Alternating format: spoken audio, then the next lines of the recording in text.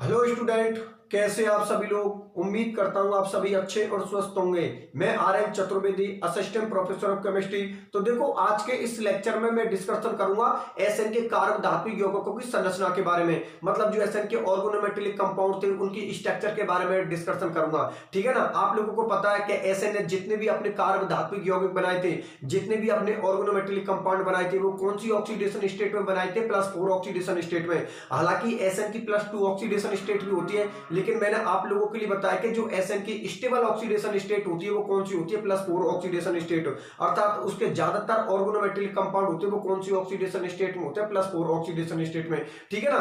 हम एसएन के कारक धात्विक यौगिकों के बारे में डिस्कशन कर भी चुके हैं। ठीक है ना। यहाँ पर आप लोगों के सामने एक बार फिर से लिख देता हूं और एक एक के स्ट्रक्चर के बारे में डिस्कशन करता हूं। ठीक है ना। तो देखो, एसएन ने जो अपने कारक धात्विक यौगिक बनाए थे, ऑर्गेनोमेटेलिक कंपाउंड बनाए थे, वो कौन कौन से बनाए थे? एक तो बनाया था R4SN। ठीक है ना। एक कौन सा बनाया था उन्होंने? R4SN। एक बनाया था R3SNX। एक बनाया था R2SNX2 और एक बनाया था RSNX3। इधर देखो बोर्ड की तरफ आप लोग देखो, आप इन सभी के अंदर जो एसएन की ऑक्सीडेशन स्टेट है वो सभी ऑर्गेनोमेटेलिक कंपाउंड के अंदर कितनी है? +4। आप लोगों को पता है यहाँ पर भी एसएन कौन सी ऑक्सीडेशन स्टेट में? +4 ऑक्सीडेशन स्टेट में। यहाँ पर भी एसएन कौन सी ऑक्सीडेशन स्टेट में? +4 ऑक्सीडेशन स्टेट में। यहाँ पर भी एसएन कौन सी ऑक्सीडेशन स्टेट में? +4 ऑक्सीडेशन स्टेट में। और यहाँ पर भी एसएन कौन सी ऑक्सीडेशन स्टेट में? +4 ऑक्सीडेशन स्टेट में। अर्थात ये एसएन के जो कारक धात्विक यौगिक होते हैं, या ऐसा बोल सकता हूं कि एसएन जो अपना ऑर्गेनोमेटेलिक कंपाउंड बनाता है वो यहाँ पर कितने कंपाउंड बनाता है? 4 कंपाउंड बनाता है। एक तो कौन होता है? R4SN, मतलब 4 एल्किल ग्रुप होते हैं और बीच में कौन होता है? आप लोगों का SN होता है। ठीक है ना। इस वाले में मैंने क्या किया था, एक एल्किल ग्रुप को बाहर निकाल दिया और उसकी जगह पे किसको लिख दिया? एक हेलोजन को लिख दिया। ठीक है ना। यहां पर भी उसकी ऑक्सीडेशन स्टेट 4 हो जाएगी, क्योंकि 3 तो एल्किल ग्रुप हो गए, एक आप लोगों का हेलोजन हो गए। यहां पर देखो, मैंने 2 एल्किल ग्रुप को बाहर निकाल दिया, तो कॉमन सी बात है 2 मैंने हेलोजन को लिख दिया, तब भी इसकी ऑक्सीडेशन स्टेट कितनी है? +4। और लास्ट वाली कंडीशन में मैंने क्या किया था कि एक एल्किल ग्रुप को और बाहर निकाल दिया, तो एल्किल ग्रुप तो एक है और हेलोजन यहां पर कितने हैं? 3। कुल मिलाकर कहने का मेरा मतलब हुआ कि चारों ऑर्गेनोमेटेलिक कंपाउंड के अंदर एसएन की जो ऑक्सीडेशन स्टेट है वो कितनी है? +4। चलो ठीक है, बहुत अच्छी बात है। इसका डिस्कशन तो हम पहले भी कर चुके हैं। अब सुनो मेरी बात ध्यान से, इनकी स्ट्रक्चर के बारे में डिस्कशन करता हूं। तो देखो, गौर से एक चीज को देखो, इस वाले को देखो R4SN को और इस वाले को देखो RSNX3 को। इन दोनों के अंदर जो एसएन की ऑक्सीडेशन स्टेट तो सबके अंदर +4 है, लेकिन इनके अंदर जो इनकी शेप होती है, इनकी आकृति होती है, वो क्या होती है? चतुष्फलकीय टेट्राहेड्रल होती है। अर्थात जो R4SN और ये RSNX3 होता है, इनकी जो शेप होती है, इनकी जो आकृति होती है, वो क्या होती है? चतुष्फलकीय अर्थात टेट्राहेड्रल शेप होती है। ठीक है ना। इनकी आकृति क्या होती है? चतुष्फलकीय अर्थात टेट्राहेड्रल शेप होती है। बात करते हैं हम R3SNX और R2SNX2। तो ध्यान से समझना, जो R3SNX इसकी स्ट्रक्चर और इसकी स्ट्रक्चर बिल्कुल हम लोगों के सिलेबस में दे रखी है। अभी आप लोगों को सामने दोनों की स्ट्रक्चर को रिप्रेजेंट करूंगा और दोनों की स्ट्रक्चर में एक कॉन्सेप्ट लग रहा है, उस कॉन्सेप्ट को भी मैं आपके लिए बताऊंगा। ठीक है ना। कोई ऐसी ज्यादा दिक्कत वाली बात नहीं, सीधे सिंपल से कॉन्सेप्ट है, क्योंकि आप लोगों को पता है कि इन सारी चीजों के बारे में आप पहले भी डिस्कशन कर चुके हैं। ठीक है ना। तो मैं एक बार फिर बता देता हूं, R4SN और RSNX3 इनकी शेप होती है, इनकी आकृति होती है, वो क्या होती है? चतुष्फलकीय अर्थात टेट्राहेड्रल शेप होती है। लेकिन बात करता हूं R3SNX, इनकी आकृति क्या होती है? त्रिकोण द्विपिरामिडीय अर्थात ट्राइगोनल बाइपिरामिडल होती है। और R2SNX2 इसकी आकृति क्या होती है? अष्टफलकीय अर्थात क्या होती है? ऑक्टाहेड्रल होती है। ठीक है ना। और ये दोनों ही पॉलीमर फॉर्म में जुड़े होते हैं, अर्थात किसके रूप में जुड़े होते हैं? बहुलक फॉर्म में जुड़े होते हैं। किस तरीका से जुड़े होते हैं? इन दोनों की मैं स्ट्रक्चर आप लोगों को सामने प्रदर्शित करूंगा, फिर एक एक की स्ट्रक्चर को अच्छी तरीका से एक्सप्लेन करूंगा। आगे नहीं मेरी बात समझ में? एक बार फिर सुन लो भैया ध्यान से। जो एसएन के कारक धात्विक यौगिक थे, जो एसएन के ऑर्गेनोमेटेलिक कंपाउंड थे, वो आप लोगों के सामने 4 किए थे, जिसका डिस्कशन हमने पहले भी किया था।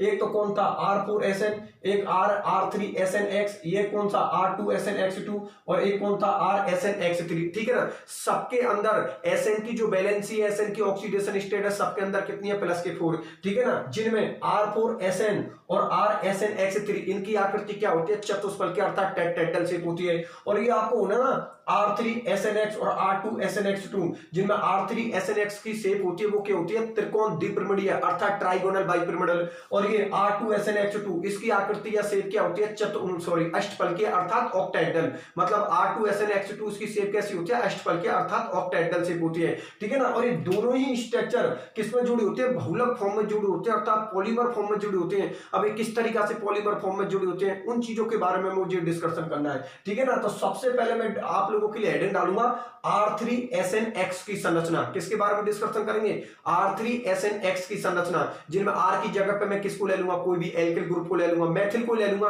ठीक है ना, क्योंकि पहला मेंबर मैथिल ही होता है, इसलिए R की जगह पे तो मैं किसको ले लूंगा, मैथिल ग्रुप को ले लूंगा, और X की जगह पे मैं किसको ले लूंगा, फ्लोरीन को ले लूंगा, ठीक है ना। फिर इसकी स्ट्रक्चर के बारे में डिस्कशन करते हैं, ठीक है ना। तो सबसे पहले मैं हेडिंग डाल देता हूं R3SNX की संरचना, ठीक है ना, R3SNX की संरचना। तो इस सबको मिटा देता हूं और इसकी स्ट्रक्चर के बारे में डिस्कशन करते हैं। इसकी स्ट्रक्चर जैसे ही आप लोगों को समझ में आ जाएगी, फिर किसके बारे में डिस्कशन करेंगे, R2SNX2 की संरचना के बारे में, ठीक है ना। तो देख लो आप बोर्ड की तरफ,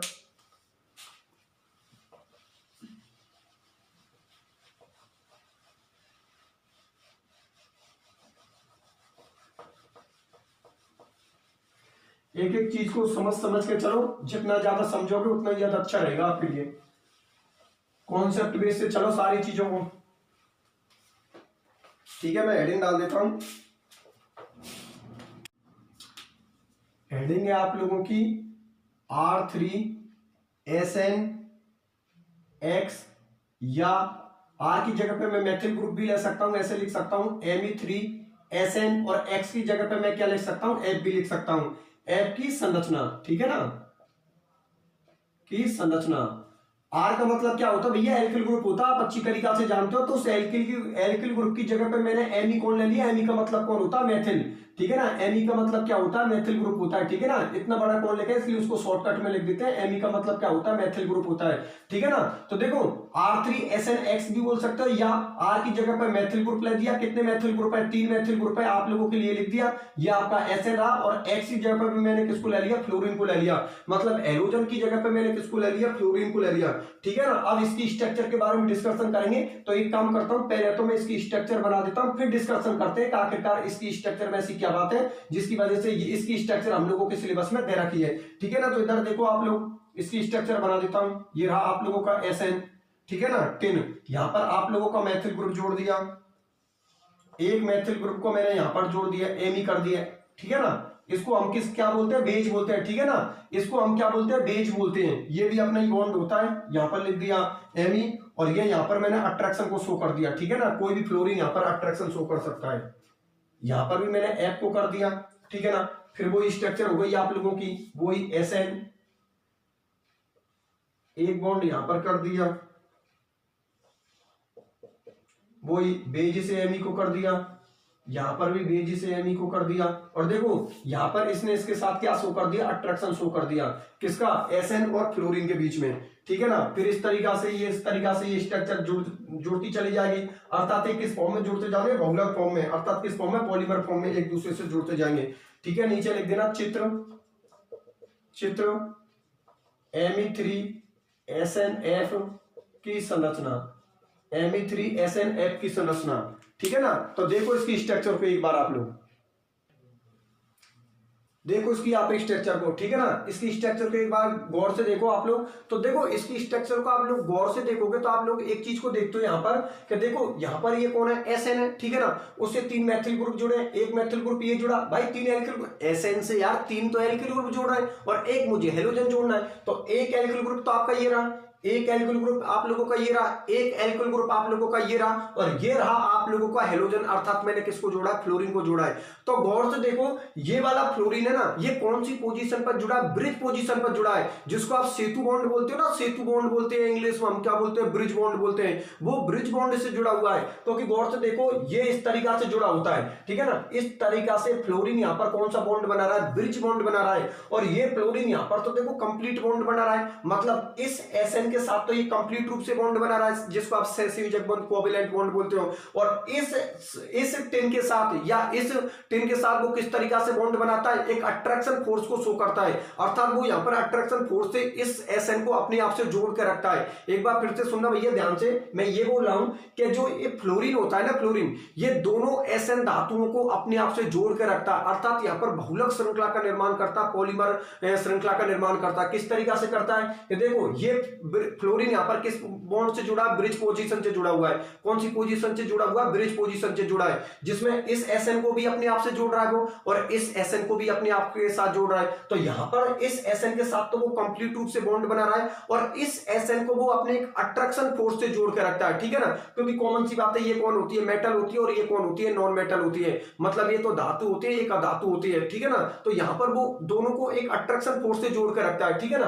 तो यहाँ पर ये फ्लोरीन यहाँ पर इस एसएन को तो कंप्लीट रूप से बॉन्ड बनाकर जोड़ कर रखता है, और इस एसएन को वो एक अट्रैक्शन फोर्स से अपने आप को जोड़ कर रखता है। तभी तो देखो यहाँ पर मैंने कंप्लीट रूप से बॉन्ड बना रहा है, और यहाँ पर मैंने डेड डेड डैश से शो किया है। डेड डेड डैश का मतलब ये है कि ये फ्लोरीन यहाँ पर इस एसएन को एक अट्रैक्शन फोर्स से जोड़ कर रखता है। मेरी बात आप लोग समझ में आ गई ना। और इस फ्लोरीन को हम कौन से बॉन्ड बोल रहे हैं, यहाँ पर फ्लोरीन कौन सा बॉन्ड बना रहा है, कौन सा बॉन्ड बना रहा है फ्लोरीन, यहाँ पर फ्लोरीन बना रहा है, वो बना रहा है ब्रिज बॉन्ड, अर्थात सेतु बॉन्ड का फॉर्मेशन कर रहा है। मेरी बात आप लोग समझ में आ गई ना।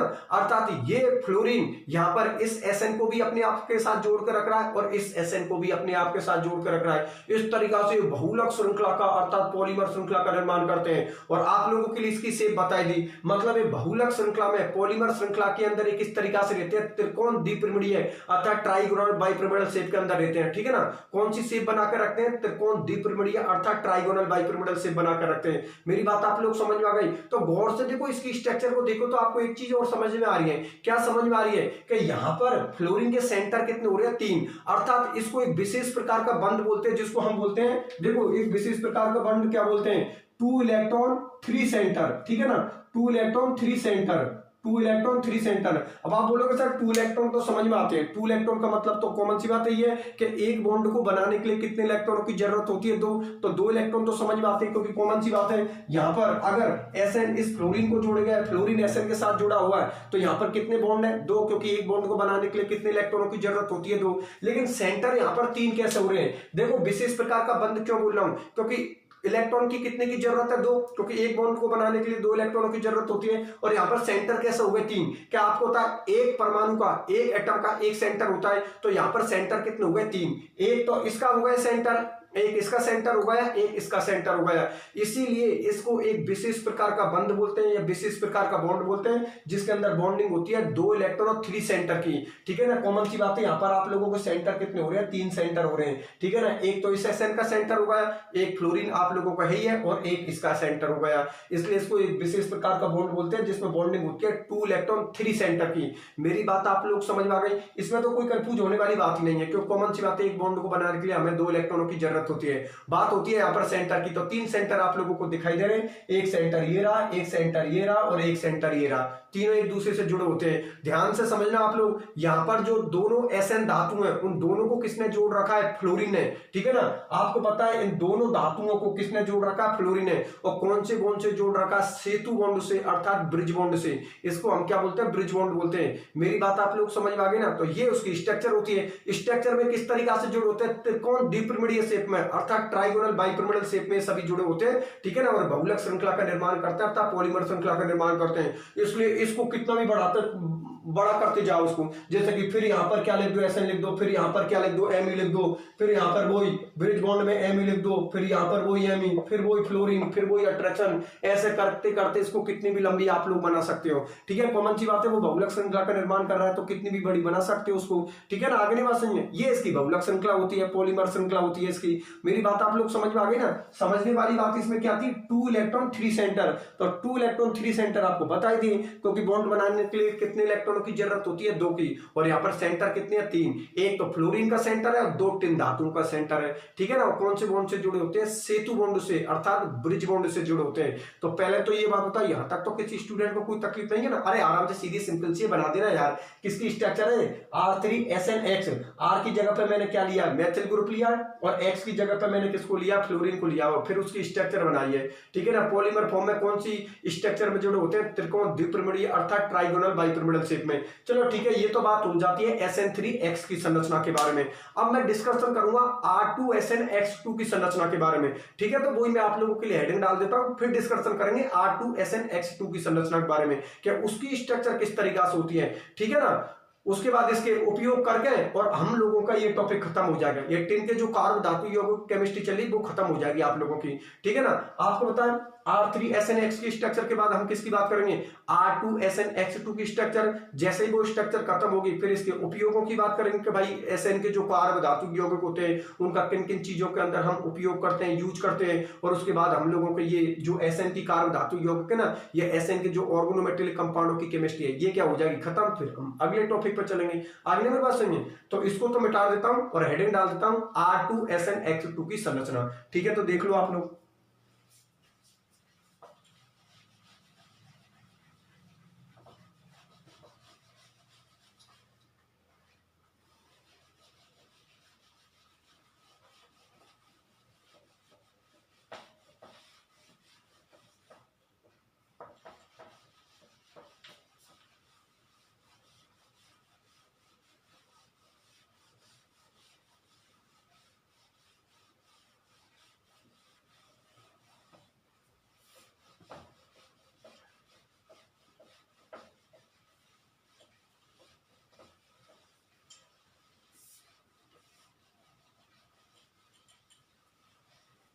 ठीक है, हेडिंग डाल देते हैं R2SNX2 की संरचना। क्या? R2SNX2 की, R2SNX2 या R की जगह पे वो क्या ले लेता हूं? मैथिल ग्रुप ले लेता हूं Me2SN, और X की जगह पे क्या ले लेता हूं? फ्लोरीन F2 की संरचना, ठीक है ना, स्ट्रक्चर। चलो ठीक है, इसकी स्ट्रक्चर भी बना देता हूं, फिर डिस्कशन करते हैं। ये भी बहुलक श्रृंखला में जुड़े होते हैं, पॉलीमर श्रृंखला में जुड़े होते हैं, ठीक है ना। और इनकी शेप क्या होती है? अष्टफलकीय, अर्थात ऑक्टाहेड्रल शेप होती है इनकी। अभी बना देता हूं, फिर डिस्कशन करते हैं इसके बारे में। ये आप लोगों का एमी जोड़ दिया, एक एमी आप लोगों का ये रहा। देखो यहां पर इस फ्लोरीन ने ब्रिज बॉन्ड बना लिया, इस फ्लोरीन ने ब्रिज बॉन्ड बना लिया, और दोनों किसके साथ जुड़ गए? टिन धातु के साथ, SN के साथ। फिर वो यहां पर वही एमी, यहां पर भी वही कौन? एमी, और इस तरीका से वही F, इधर भी कौन हो जाएगा? फिर इस तरीका से बहुलक श्रृंखला में जुड़ते हैं, तो कितनी भी लंबी बना सकते हो इस श्रृंखला को आप लोग, ठीक है ना। इधर देखो आप लोग, देखो अब ये स्ट्रक्चर किसकी हो गई? R2SNX2, जिनमें R की जगह पे मैंने किसको ले लिया? मैथिल ग्रुप को ले लिया।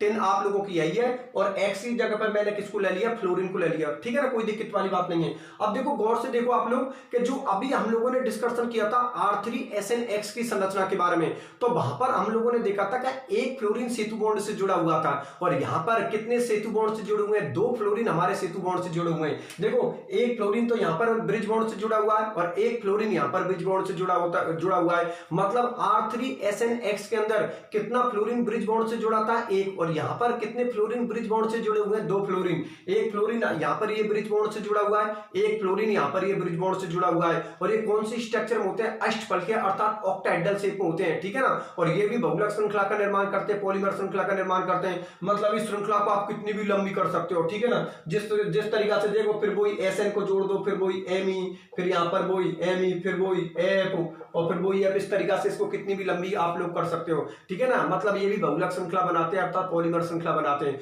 कौन सी शेप के अंदर? अष्टफलकीय शेप के अंदर, अर्थात ऑक्टाहेड्रल शेप के अंदर। और इसके अंदर भी वही बात होती है कि देखो आप लोगों को पता है SN F SN, ठीक है ना। मतलब ये फ्लोरीन दोनों टिन धातुओं को जोड़ने का काम करती है, और ये फ्लोरीन दोनों टिन धातुओं को जोड़ने का काम करती है, SN F SN।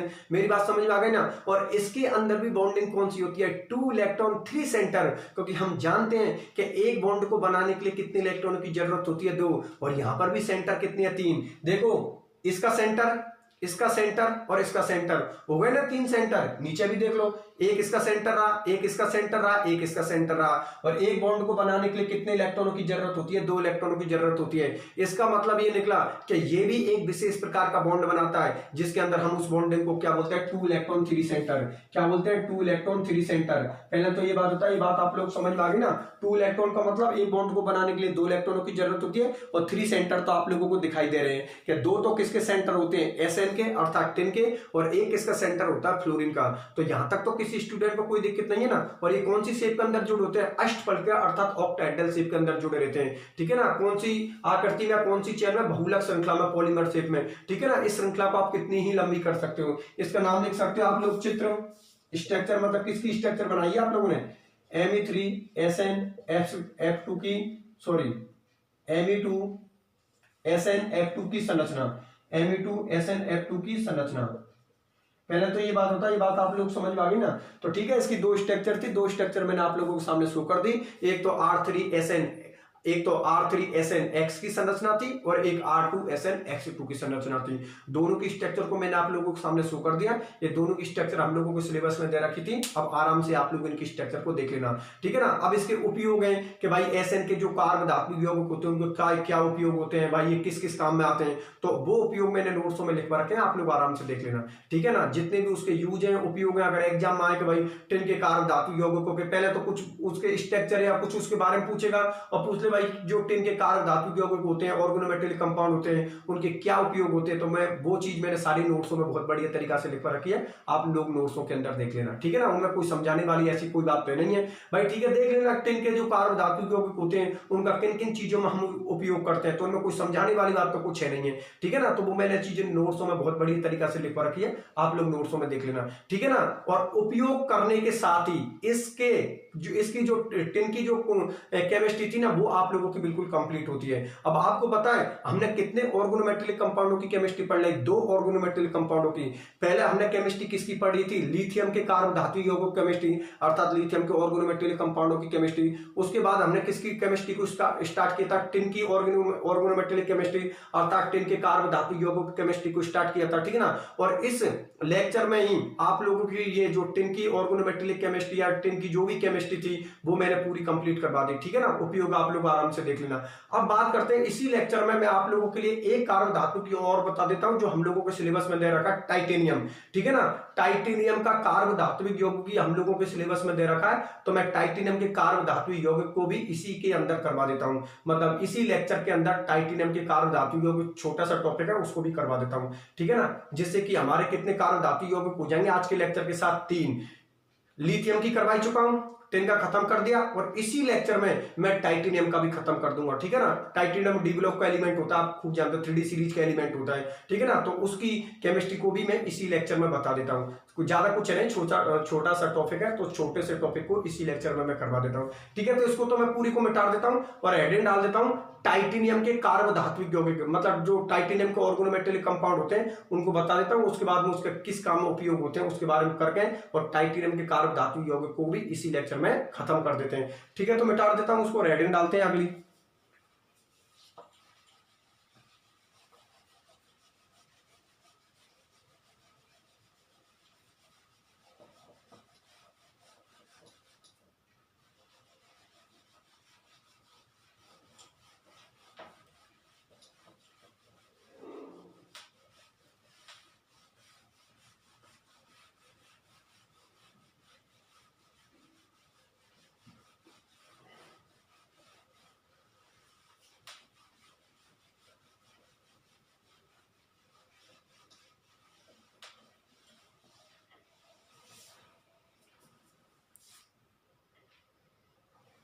देखो मैं हेडिंग डाल देता हूं आप लोगों के लिए, टाइटेनियम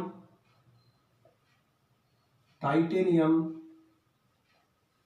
टाइटेनियम के कार्ब धात्विक टाइटेनियम के कार्ब धात्विक यौगिक, टाइटेनियम के कार्ब धातु यौगिक मतलब टाइटेनियम के ऑर्गेनोमेटेलिक कंपाउंड, जिसको खूब आप लोगों ने सुना है, खूब बीएससी सेकंड ईयर में खूब सुना है, जीगलर नट्टा कैटेलिस्ट बोलते हैं इसको, ठीक है ना। इसके कैटेलिस्ट को हम क्या बोलते हैं? जीगलर नट्टा जीगलर नट्टा उत्प्रेरक मतलब जीगलर नट्टा कैटेलिस्ट, जिसका फॉर्मूला क्या था आपको लिए लिखाया था मैंने R3Al प्लस TiCl4। ठीक है ना, जीगलर नट्टा कैटेलिस्ट का फॉर्मूला होता है R3Al प्लस TiCl4। ठीक है ना, आप लोगों ने खूब BSc सेकेंड ईयर में पढ़ा है इसको। अब इसके बारे में डिस्कशन कर लेते हैं कि ये क्या काम आता है। ठीक है ना, इधर देखो आप लोग, देखो अगला अपना जो ऑर्गेनोमेटेलिक कंपाउंड है वो किसका, टाइटेनियम का। आप लोगों के लिए मैं टाइटेनियम की थोड़ी बेसिक चीजों को बता देता हूं। ठीक है ना, उसके बाद डिस्कशन करते हैं टॉपिक के बारे में। तो देखो आप लोग अच्छी तरीका से जानते हो कि जो टाइटेनियम होता है एक Ti होता है, किस ब्लॉक का एलिमेंट होता है, डी ब्लॉक का एलिमेंट होता है। और डी ब्लॉक के एलिमेंटों में ये कौन सी सीरीज का एलिमेंट होता है, 3D सीरीज का एलिमेंट होता है। क्योंकि कॉमन सी बात है, इसका परमाणु क्रमांक कितना होता है, 22 होता है। टाइटेनियम का परमाणु क्रमांक कितना होता है, 22 होता है। 22 होता है तो कौन सी ब्लॉक का एलिमेंट होता है, डी ब्लॉक का एलिमेंट होता है। और डी के अंदर भी कौन सी सीरीज का एलिमेंट होता है, 3D सीरीज का एलिमेंट होता है, जिसकी ऑक्सीडेशन स्टेट होती है वो कौन सी होती है, +4 ऑक्सीडेशन स्टेट। अर्थात जो टाइटेनियम की स्टेबल ऑक्सीडेशन स्टेट होती है वो कौन सी होती है, +4 ऑक्सीडेशन स्टेट। टाइटेनियम की ऑक्सीडेशन स्टेट +3 भी होती है और +4 भी होती है। लेकिन ध्यान रखना एक बात आप लोग कि टाइटेनियम की +3 और +4 ऑक्सीडेशन स्टेट में उसकी ऑक्सीडेशन स्टेट +4 होती है, वो थोड़ी ज्यादा स्टेबल होती है कंपेयर टू +3 के। इसलिए कभी भी कोई आप लोगों से पूछ ले कि यार टाइटेनियम की ऑक्सीडेशन स्टेट +3 ज्यादा स्टेबल होती है, +4 ज्यादा स्टेबल होती है, तो आप लोगों को जवाब होगा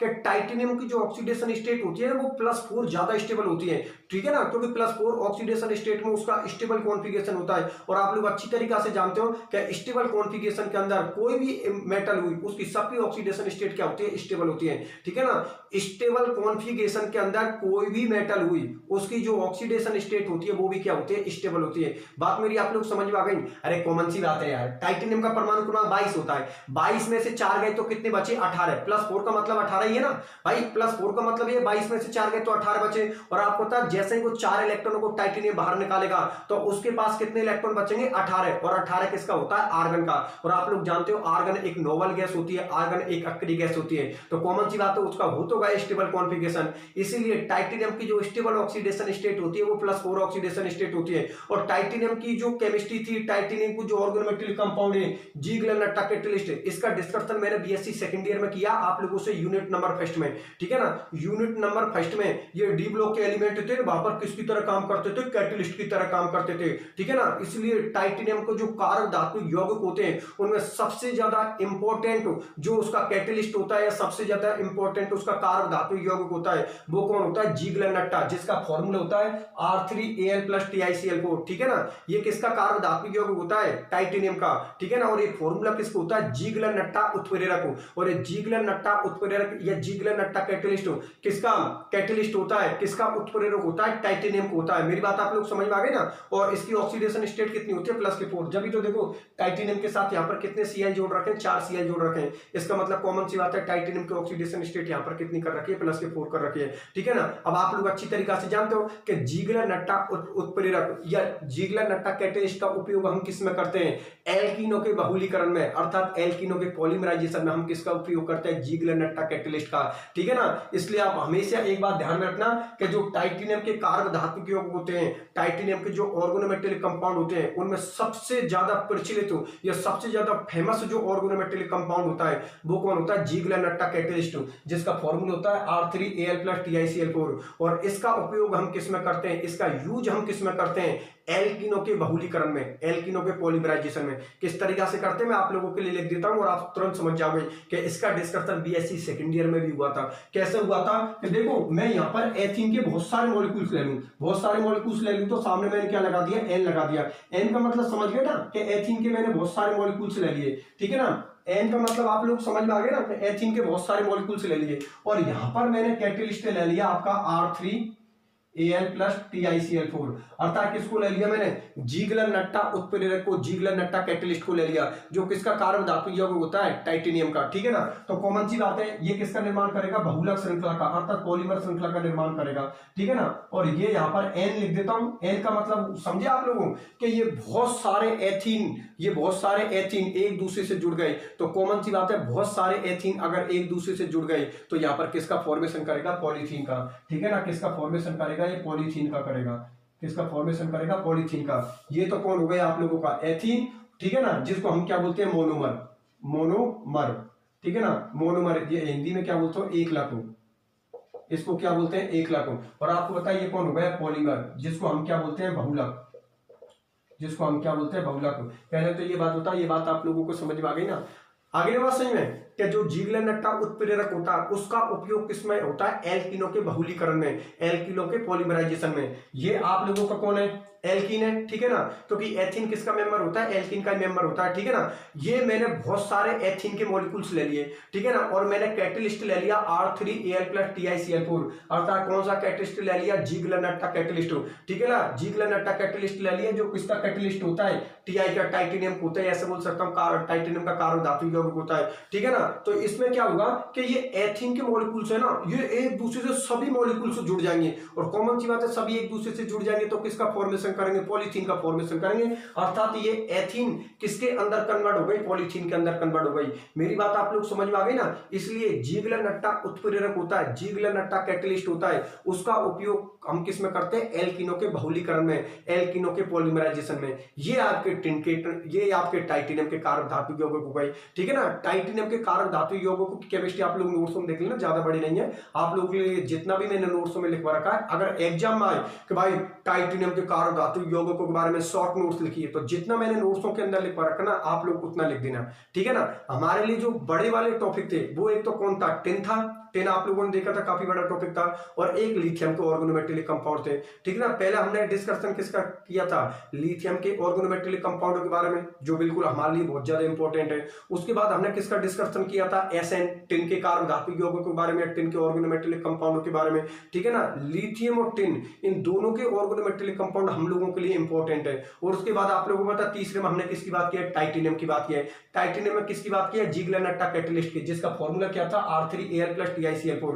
इसका उपयोग हम लोगों ने किसमें किया था, एल्किनों के बहुलीकरण में, अर्थात एल्किनों के पॉलीमराइजेशन में, ठीक है ना। तो इसी के साथ आप लोगों के आज के इस लेक्चर में टिन भी खत्म हो गया और टाइटेनियम भी खत्म हो गया, ठीक है ना। टिन भी खत्म हो गया, टाइटेनियम भी खत्म हो गया।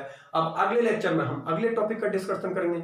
यहां तक प्रत्येक स्टूडेंट अपने नोट्स कंप्लीट करके रखना और सभी तरीका से अपने टॉपिकों को क्लियर करके रखना, ठीक है ना। कोई टॉपिक में अगर आपको थोड़ी बहुत प्रॉब्लम आती है तो आप लोग मेरे से डिस्कशन कर लेना। वैसे इनमें मुझे तो नहीं लगता कोई प्रॉब्लम वाली बात है, सारे टॉपिक सिंपल सिंपल है, ठीक है ना। जहां पर लॉजिक वाली चीज आ रही है, जहां पर कॉन्सेप्ट वाली चीज आ रही है, वहां पर एक एक का कॉन्सेप्ट मैं आप लोगों के लिए बता रहा हूं। अब जैसे कि बीच में जैसे उपयोग आ रहे हैं, प्रॉपर्टीज आ रही है उनकी, उनमें कोई चीज समझने वाली है नहीं है, इसलिए वो मैं आप लोगों के लिए छोड़ रहा हूं कि जैसे कोई प्रॉपर्टीज आ गई, कुछ रिएक्शन रेक्टिफिकेशन वाली आ गई, ठीक है ना, या उपयोग यूजेज आ गए, तो उनको आप लोग कर लेना, ठीक है। बात कोई दिक्कत वाली बात नहीं है।